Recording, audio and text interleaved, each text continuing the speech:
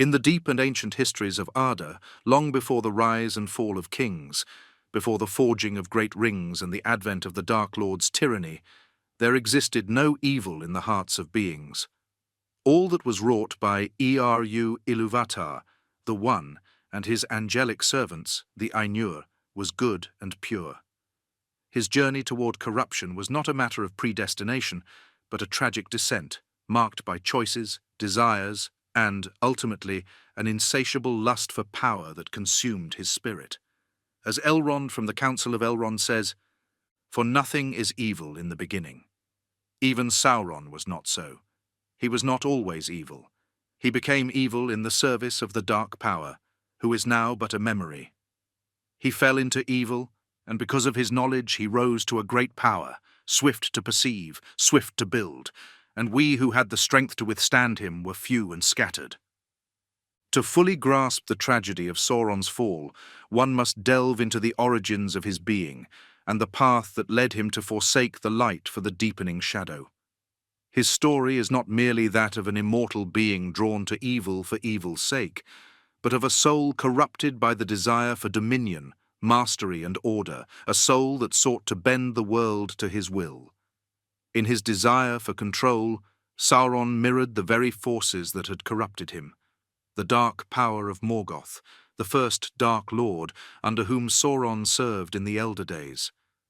Yet even before he fell under Morgoth's sway, Sauron, then known as Marion, was a being of great promise and skill, with a deep love for order and perfection. It was this very love, twisted by ambition and fear, that would lead to his ultimate undoing. In the beginning, before the world of Arda was fully formed, Sauron existed as Marion, a Maya of Aule the Smith, one of the greatest of the Valar. Under Aule's guidance, Marion became a being of unparalleled skill in the arts of craftsmanship, order, and construction. He delighted in the shaping of the world, not merely for its beauty, but for the perfection of its form. It was this deep-rooted desire for order, for the mastery of all things, that would become both his strength and his weakness. He craved a world where everything was in its rightful place, where chaos was subdued, and where all forces worked in harmony under a single guiding hand, his own. Yet there was a flaw in Mehron's nature, for his love of order was tainted by a desire for control. He did not merely wish to create, as all did, out of a love for the act of creation itself. Instead, Marion sought to dominate what he had shaped, to impose his will upon it, and to bend all things toward his vision of perfection. His heart, once pure, began to darken as he looked upon the world not with wonder, but with a growing hunger for power. It was in this state of mind that Morgoth, then known as Melkor, the mightiest of the Valar and the first to rebel against Ilúvatar, took notice of him. Morgoth, the greatest of the Ainur, was the first to fall from grace, consumed by pride and a desire to rule over all creation. He looked upon the work of Ilúvatar and the other Valar and sought to dominate it, to impose his own vision of order and control upon the world. It was under Morgoth's shadow that Mehron's ambitions were twisted into something far darker. Though Morgoth's power was great, his greatest gift was the ability to corrupt others, to twist their desires and exploit their weaknesses. In Marion, he saw a kindred spirit, one who, like himself, sought to bend the world to his will, and thus Morgoth lured Marion into his service. In his servitude to Morgoth, Marion learned the arts of domination and control, the darker side of power that he had once eschewed. Gandalf the Grey would later recall, "In the beginning he was of the Maya of Aule, and he remained mighty in the lore of that people. But he was corrupted by the teachings of Morgoth. He became filled with lust for power, and his pride grew until he sought to make himself master of all things in Middle-earth. He turned first to the forging of the rings of power, but he cheated his friends, and in the great shadow he thought to make himself a king over all kings. Yet, at the last, his lust was thwarted, but his power only grew the greater, and to him the hearts of men were ever turned. Under Morgoth's tutelage, Marion's vision of a world perfected through order became a vision of a world enslaved to his will. He no longer sought merely to shape the world, but to rule it, to dominate all life, and to bring all free beings under his control. Yet even in this dark service, there remained within Marion a twisted form of his original desire. Unlike Morgoth, who revelled in chaos and destruction, Sauron still sought order. But now that order was to be achieved through tyranny, through the complete domination of others. To Sauron, the free will of others was a source of chaos and disorder, and thus it became his mission to bring all wills under his control. He sought not destruction for its own sake, but domination, a domination so complete that it would erase all resistance and bring about a new world, reshaped entirely according to his vision. With Morgoth's eventual defeat and banishment from the world at the end of the First Age, Sauron, who had now fully embraced his dark path, became the heir to his former master's ambition. Morgoth had sought to dominate all of Arda, and though he had failed, Sauron took up the mantle of this dark legacy, but with a more subtle and cunning approach. While Morgoth's reign was marked by brute force and open defiance of the Valar, Sauron preferred to work in the shadows, using deception, manipulation, and strategic control to achieve his ends. It was during the Second Age that Sauron's lust for power reached its zenith. Having assumed the guise of Anatar, the Lord of Gifts, he deceived the elves of Eregion into aiding him in the forging of the Rings of Power. These rings were designed to amplify the abilities of their bearers, granting them great power and wisdom. Yet, unknown to the elves, Sauron forged a master ring, the One Ring, in the fires of Mount Doom. Into this ring he poured much of his own power, imbuing it with his very essence so that it would dominate all the other rings and their bearers. Elrond would later reveal the terrible truth of this creation. In the midst of this strife, Sauron, the lieutenant of Morgoth, saw his time to rise. He came to Middle-earth and became a great force of evil. For long he had taken little part in affairs, but now he was eager for domination, and he made the One Ring. He laboured long and darkly. He was not yet so mighty as he had been when he wrought ruin in the north, for he had lost much. But his will was still bent upon domination, and he desired to make himself master of all things, to rule over all the peoples of Middle-earth. He forged the One Ring to gain this end, and in it he poured much of his own power so that he could rule all wills and bind them to his own. The One Ring was the key to Sauron's ultimate dominion over Middle-earth, for through it he could bend the wills of those who wore the lesser rings and thus bring all free peoples under his control. The forging of the One Ring represents Sauron's deepest ambition, the desire not only to rule, but to possess all things. For in creating the ring, he sought to bind the very fates of the elves, dwarves, and men to his own, ensuring that none could resist his power. The ring became an extension of his will, a part of his very spirit. It was not merely a tool of power, but a reflection of Sauron himself, his malice, his ambition, and his desire to dominate all life. But Sauron's lust for power was not limited to the subjugation of elves and dwarves.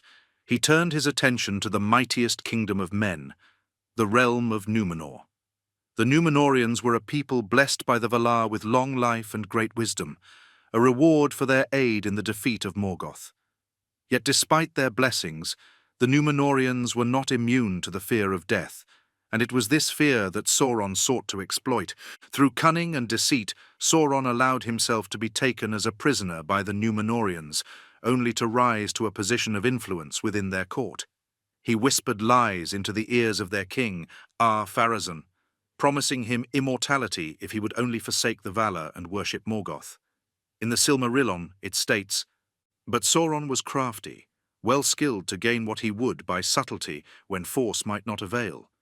Therefore he humbled himself before Ar-Pharazôn and smoothed his tongue, and men wondered, for all that he said seemed fair and wise.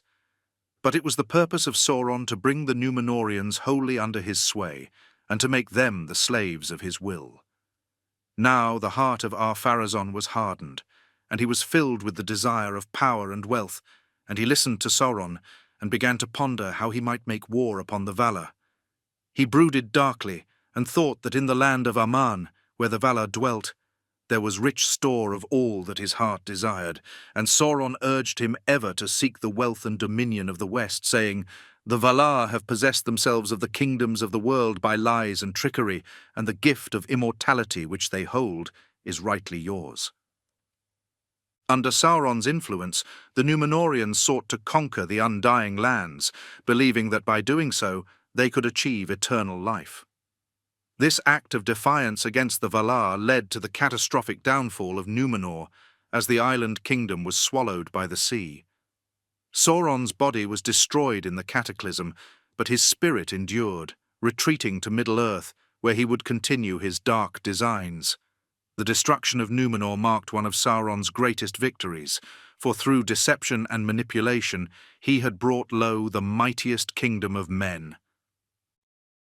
Sauron's greatest weapon was not his strength of arms, but his ability to manipulate and deceive. His power lay in his words, in his ability to plant seeds of doubt, fear, and ambition in the hearts of others. He was ever a master of lies, and it was through these lies that he extended his dominion over the free peoples of Middle-earth. As Aragorn, the heir of Isildur, would later say, "For he will not come save only to triumph utterly, and to ravage and destroy. He is ever a deceiver and a shadow upon the hearts of men." Sauron's evil was not confined to his own actions, but extended to those he corrupted.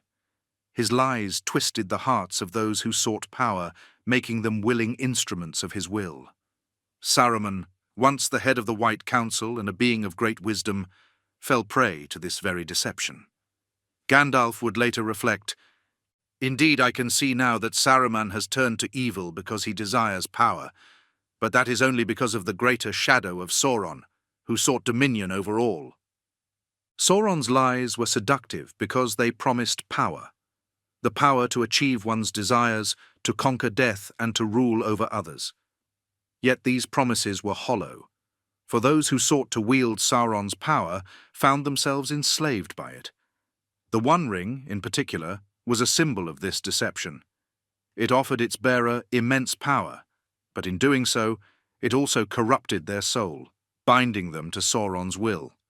Even the most noble of hearts could be turned toward evil if they held the ring for too long. As Sauron's power grew in the Third Age, so too did his malevolence. No longer content with subtle manipulations, he sought to bring all of Middle-earth under his direct rule. His armies of orcs, trolls, and men swept across the lands, laying waste to all who dared to oppose him. Samwise Gamgee, in his journey through the desolation of Mordor, bore witness to the terrible destruction wrought by Sauron's forces. In The Return of the King, he says, "There, peeping among the cloud rack above a dark tor high up in the mountains, Sam saw a white star twinkle for a while. The beauty of it smote his heart as he looked up out of the forsaken land, and hope returned to him. For like a shaft, clear and cold, the thought pierced him that in the end the shadow was only a small and passing thing. There was light and high beauty forever beyond its reach. His song in the tower had been defiance rather than hope, for then he was thinking of himself. Now, for a moment, his own fate, and even his master's, ceased to trouble him. He crawled back into the brambles and laid himself by Frodo's side, and putting away all fear, he cast himself into a deep, untroubled sleep.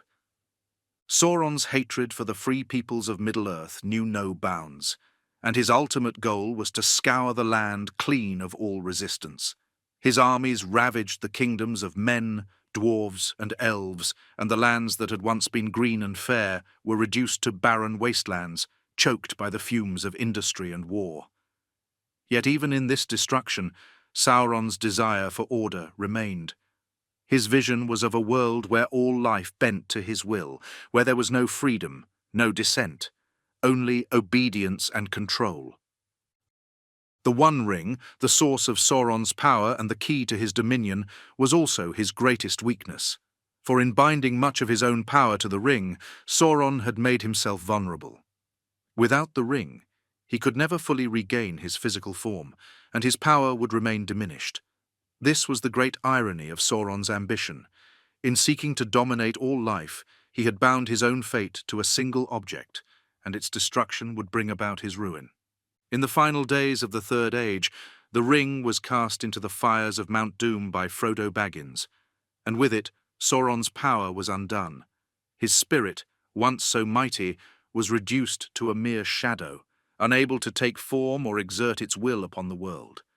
In the end, Sauron's desire for control, his lust for power, and his ambition to rule all life were the very forces that led to his downfall. Sauron's journey from Marion, the Mire of Aule, to the Dark Lord of Mordor is a tragic tale of ambition, corruption, and the unrelenting desire for control. His fall into darkness was not a matter of fate, but of choice. A choice to pursue power above all else, to impose order upon the world at the expense of freedom. In his pursuit of this order, Sauron lost his own identity, becoming not a ruler, but a slave to his own desires. His story is a reminder of the dangers of unchecked ambition and the corrupting influence of power. Even the greatest beings, those of wisdom and skill, can fall into darkness if they seek to dominate rather than to serve. Sauron's evil was not born of inherent malice, but of a desire to bend the world to his will, a desire that, in the end, consumed him. And thus, the tale of Sauron stands as a warning to all who seek power for its own sake, that to dominate others is to become a slave to that very power, and in the end, all such ambition leads not to greatness, but to ruin and oblivion.